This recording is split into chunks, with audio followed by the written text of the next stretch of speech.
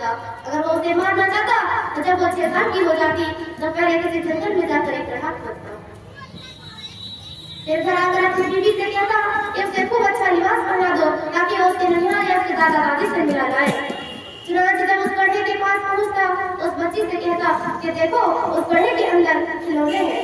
चुनांचे उसे देखने के लिए झुकती तो उसे पीछे से धक्का। अस्सलामु अलैकुम व रहमतुल्लाह। अल्हम्दुलिल्लाहि रब्बिल आलमीन। थोड़ा सामने आ जाओ। वस्सलातु वस्सलामु अला सय्यिदिल मुरसलीन व अला आलिहि व अस्हाबिहि अजमईन। अम्मा बाद। قال الله تعالى في القرآن المجيد أعوذ بالله من الشيطان الرجيم بسم الله الرحمن الرحيم إن الله حرم عليكم حقوق الأمهات ووعد البنات.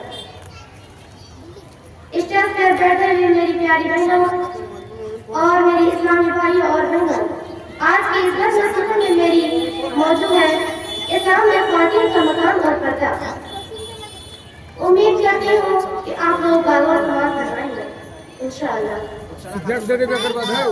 ایک عرصہ سے مغربی جرائم ابلاغ اور مزید جگہ افراد اور تنظیموں کی طرف سے یہ مسلسل پروپیگنڈا کیا جا رہا ہے کہ اسلام نے عورتوں کو کچھ نہیں کیا، حالانکہ یہ محض ایک جھوٹ ہے جس کی کوئی حقیقت نہیں، کیونکہ اسلام نے عورتوں کو جو مقام دیا وہ کسی پہلے دوسرے مذہب سے نہیں ملا۔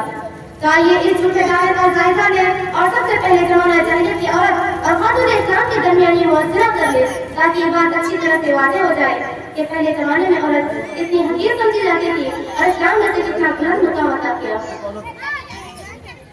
زمانہ جاہلیت میں عورت کا وجود تصور کیا جاتا تھا اور اس سے زندہ سرگوش کر دیا جاتا تھا۔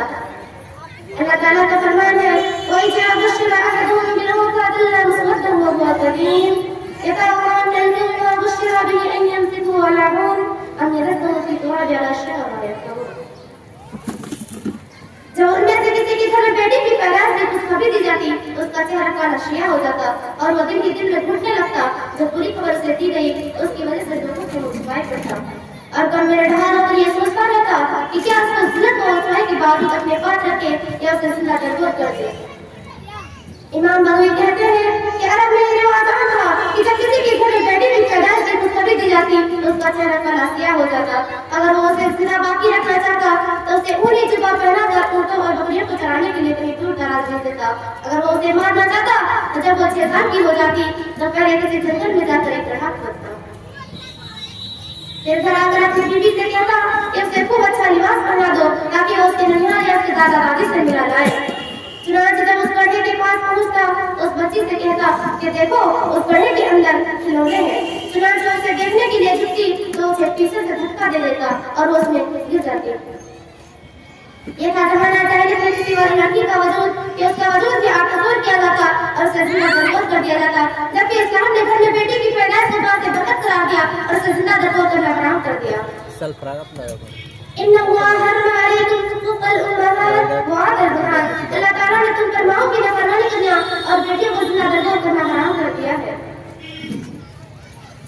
میری پیاری بہنوں، آج کل حقوق کے مساوات کے دعوے دار یہ پروپیگنڈا کرتے ہوئے عورتوں کو آگے چلنے کی توفیق دے رہے ہیں کہ عورتوں کو مردوں کی شانہ بشانہ چلنا چاہیے، حالانکہ یہ عورتوں کی ترقی نہیں، ان کی کامیابی نہیں، بلکہ ان کو تباہی و بربادی کی طرف دھکیلنے کا موضوع ہے،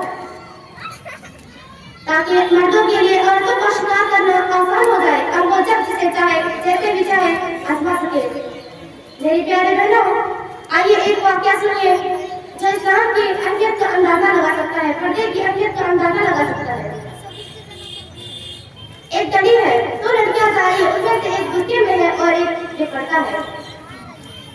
راستے میں کسی بدماش لڑکی کو چھیڑنے کے لیے کھڑا ہے، وہ کسے چھیڑ چھاڑ کرے گا؟ جو پردے میں ہے اسے یا جو پردے میں نہیں ہے اسے؟ میری پیاری بہنوں، آپ لوگوں نے سنا ہوگا کہ بازار میں جب کیلے ہوتے ہیں تو مکھیاں اس پر ہی بیٹھتی ہے جس میں چھلکا نہ ہو۔ ایسا ہی وہ لڑکیاں ہوتی ہے جو بے پردہ ہوتی ہے، ان کو چھیڑ چھاڑ کی کوئی گنجائش ہی نہیں ہوتی کہ اس پر نہ ہو، اس پر کسی طرح کی بھی کچھ بھی ہو سکتی ہے۔ میری پیارے بہنوں، میں دعا کروں گی کہ اللہ تعالیٰ ہم سب کو حفاظت فرمائے، آمین ثم آمین۔ السلام علیکم ورحمۃ اللہ۔